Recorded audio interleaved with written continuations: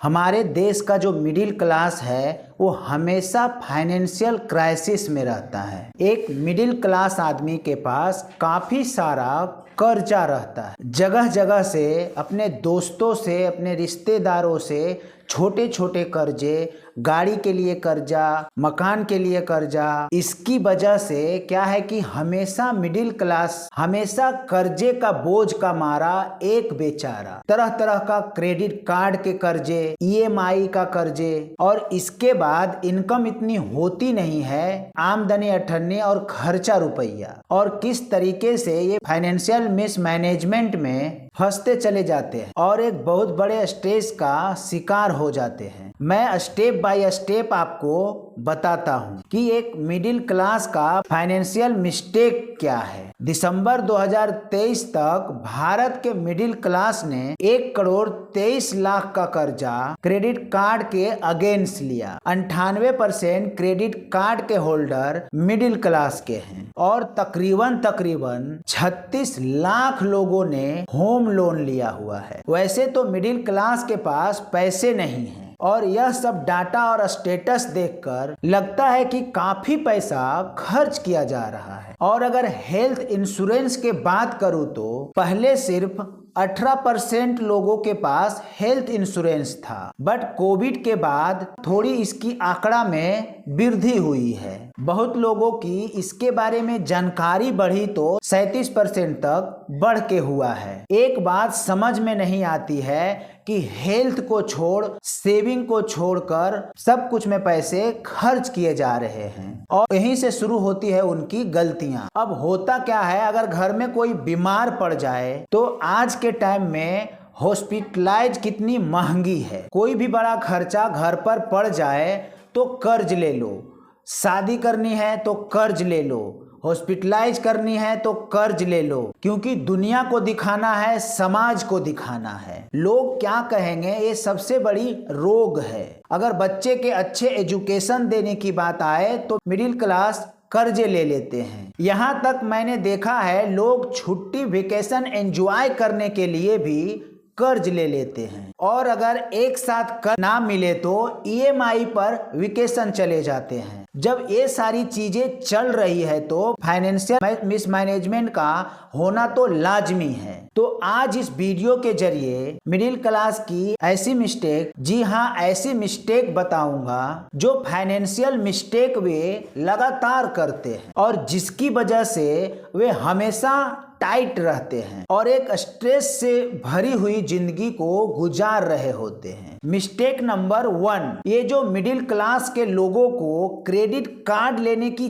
चस्का पड़ गया है। कुल मिलाकर 10 करोड़ से ज्यादा क्रेडिट कार्ड इशू हुआ सिर्फ और सिर्फ मिडिल क्लास लोगों के, और जहां पर आपको खर्चते हुए दुख भी नहीं होता है, सोचना ही नहीं पड़ता है। मन किया तो प्लास्टिक का कार्ड दे करके जो भी वस्तु पसंद आया उसे आप परचेज कर लेते हो। बट वहीं पे अगर आप बैंक से रोकड़ा पैसा को निकाल करके और गिन करके अगर दुकानदार को देते हो, कहीं अगर आप 10,000 का प्रोडक्ट अगर परचेज कर रहे हो तो आपको थोड़ा सा दुख लगेगा, क्योंकि आप पैसा उसे अपने हाथों से दे रहे हैं तो देने में थोड़ा सा तकलीफ लगेगा। तो आप एक बार सोचोगे कि क्या मेरी ये जरूरत है और क्या मैं इसे ले लूं। यही सारा चीज क्रेडिट कार्ड और कैश में फर्क है। आप ये हमेशा सोचते हो कि ये जो 10,000 रुपया है ये आपसे जुदा हो रहा है, तो आपका दिमाग कुछ सोचता है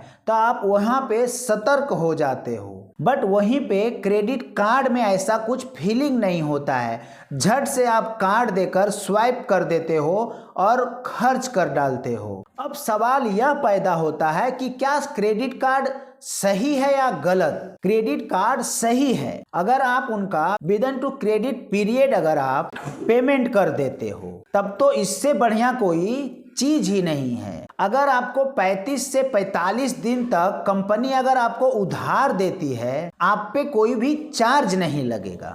मर्चेंट को 2-3% लगेगा। बदले में आपको बड़ी सारी ऑफर, बड़ी सारी गिफ्ट, बड़ी सारी छुट्टियां, बड़ी सारी परचेजिंग, बहुत कुछ फ्री मिल जाता है, क्योंकि आपको पॉइंट्स मिलते हैं जो आप टाइम टू टाइम पेमेंट किए हो उसके बदल, और उसे लॉयल्टी पॉइंट्स कहते हैं। एक मिडिल क्लास के पास आमदनी तो इतनी होती नहीं है, और आपका जो मन किया रोज लुभाने वाली जो एड चल रही है अखबार में, टीवी पे, मोबाइल पे, कोई नया आईफोन आया, कोई नया टीवी आया है, कभी कुछ एग्जेक्टिव वेकेशन है, आप कुछ समझते नहीं हैं और आप यही सोचते हैं चलो ईएमआई के थ्रू ही तो लेना है, कुछ रुपया ही तो ईएमआई में जा रहा है, मैं उसे पे कर दूंगा। लेकिन अब यहीं से आप एक बहुत बड़ी दलदल में फंसते चले जाते हैं, और वे दलदल का नाम है मिनिमम पेमेंट। कई बार बैंक आपसे बोलती है कि सर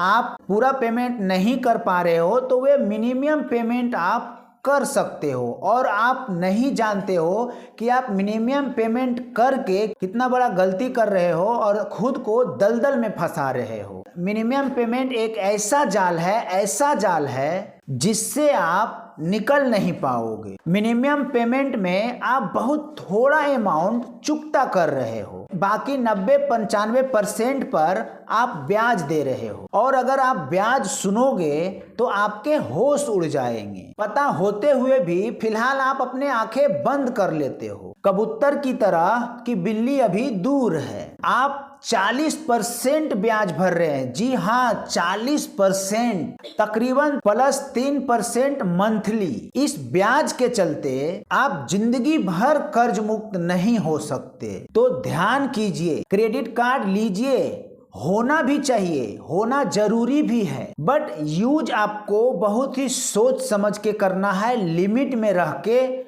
यूज करना है। थोड़ा सा अपने आप में कंट्रोल करके क्रेडिट कार्ड को यूज कीजिए, जिसे आप टाइम पर पेमेंट कर पाओ, वही चीज क्रेडिट कार्ड से आप परचेज करो, नहीं तो भूल के भी मत यूज कीजिएगा। अगर मेरा मानिए तो आप क्रेडिट कार्ड रखिए ही मत। प्रॉब्लम नंबर 2, एसेट की जगह लायबिलिटी बढ़ाना। तो आप कहोगे शशि जी इसका क्या मतलब? आप घर खरीदते हो तो सोचते हो कि आप एसेट बना लिया। हाँ, आपने तो एसेट बना लिया, लेकिन जो ईएमआई डाल ली वहां पर आप ध्यान किए हैं कि आपकी ईएमआई कमाई के कितने % है? अगर कहीं भूल से आपने इतनी ज्यादा ईएमआई डाल ली कि खाने का भी वांदा हो रहा है। मुझे याद है कि मैं एक जगह पे गया था और वहाँ नई नई कॉलोनी बसी, नए नए लोगों को फ्लैट और घर अलॉट हुआ था। तो वहां मैं मार्केट में गया तो मार्केट में एक ही दुकान चालू था और बाकी दुकान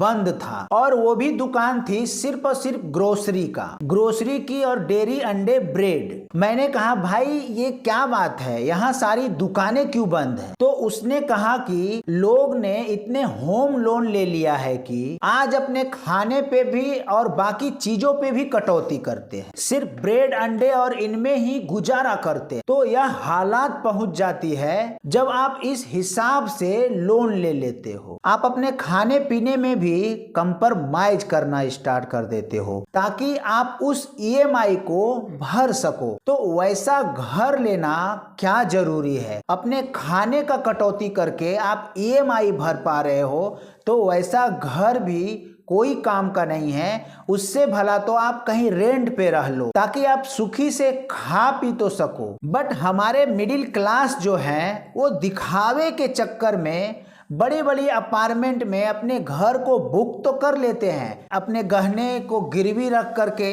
अपने जेवर को बेच करके बुक करने के बाद में जब उन्हें हैंड ओवर किया जाता है, जब उनका ईएमआई आना स्टार्ट होता है, तो पता चलता है पूरी की पूरी सैलरी उस ईएमआई में चला जा रहा है। तो अब खाने का क्या?